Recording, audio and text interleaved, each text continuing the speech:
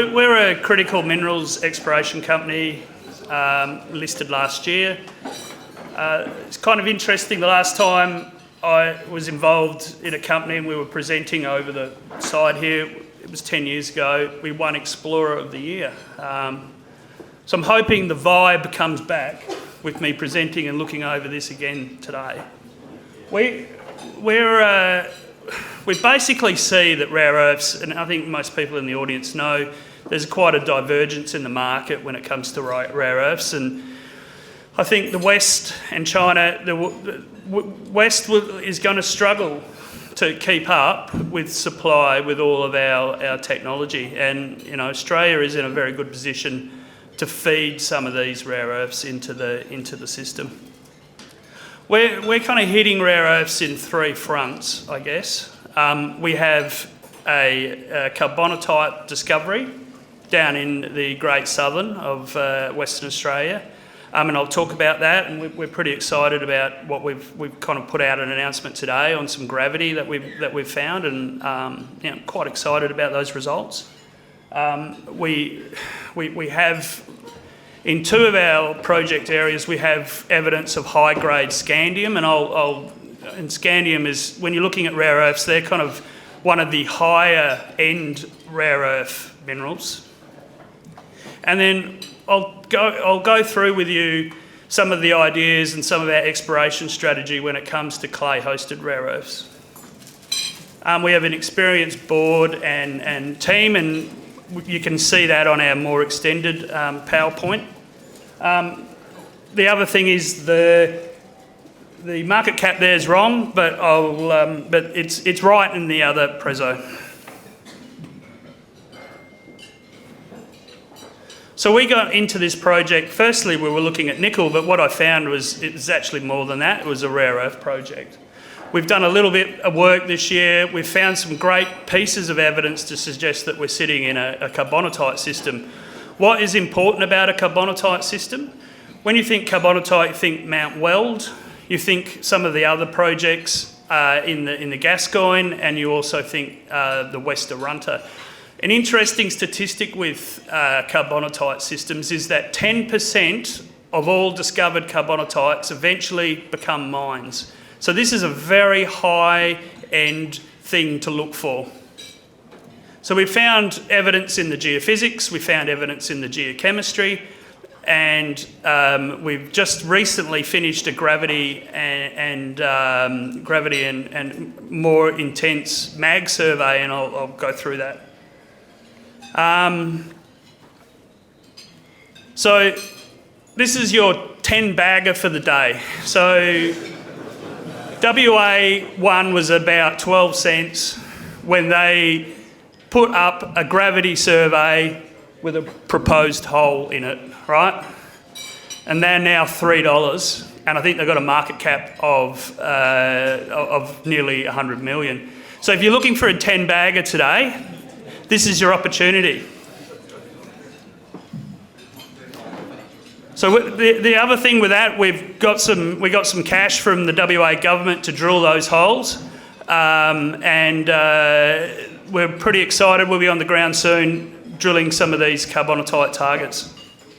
So the other thing that we found here is scandium. So we've got some intersections above 500 ppm, and that's pretty much high-end grade scandium. Platina Resources recently sold their scandium project to Rio Tinto for 14 mil US. They're producing scandium in Canada. This is an element that's going to be used as an alloy in aluminium for things like aircraft, but also a lot of the high-tech requirements when needing lightness and strength. This is going to be the element that's going to get used. The other thing that we're looking at, and I guess it's kind of comes from my background, I'm a geologist geochemist. If you gave me a 3 million ounce gold deposit with a deformation history that I couldn't work out, then I've got plenty of other people that can do that in my group of geologists that we work. But this is a geochemistry project, and this is probably my strength. And I think these ionic rare earth projects are probably going to be the future of rare earths in Australia. The reason for that being is they're cheap to run, they're processing simpler, they're quicker to develop, you can get a concentrate, you can sell it to the market. And the other important thing environmentally is they're low in uranium and thorium, which you don't want, obviously, in your tailings. But the other thing as a junior explorer, which is really important, which is something that I identified, was its low-cost exploration. Most of it is done with air core and quite wide-space drilling. You can get onto these things quite quickly. So this is my effective method of exploration for clay-hosted rare earths.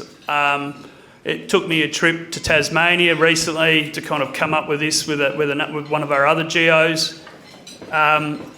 So you need obviously an area that's got rare earth in the source rocks, and it'd be good if you've got them in the clays. You've got to actually target the right rare earths. I mean, some of the rare earths like cerium and lanthanum, they're worth, they're beer money really compared to some of the higher value ones. And, as I said, scandium.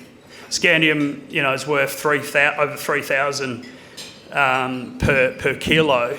So, versus cerium, which is $1.50. So, you've really got to look at what rare earths you're looking at. Can we go back? Yep. The other really important thing, and I'll get to this in the next slide, is that not all clay-hosted rare earth deposits are ionic in nature. So you want to find that out early before you start drilling the buggery out of it. Next. Yeah. So Narryer's kind of put together a portfolio of ground where we think we got the best shot at looking at clay-hosted rare earths. What you'll see on this map, interestingly enough, is that there's lots of grey dots. They haven't been proven to be ionic yet. There's only 3 blue dots. We want to be a blue dot. The reason why we want to be a blue dot is because the processing costs are actually going to be better. And the picture next door that I've got next to the Australian map kind of goes through that a little bit. So if it's ionic, you can pull it out with a very weak acid. If it starts to become colloidal, which is a kind of a gel that kind of goes around the clay, starts to become harder, and if you start getting into a pH of 1, and then there's a whole lot of other projects that are sprouting a pH, although you won't see the pH, a pH of in the negatives, and that's when you're getting down into those microcrystalline area.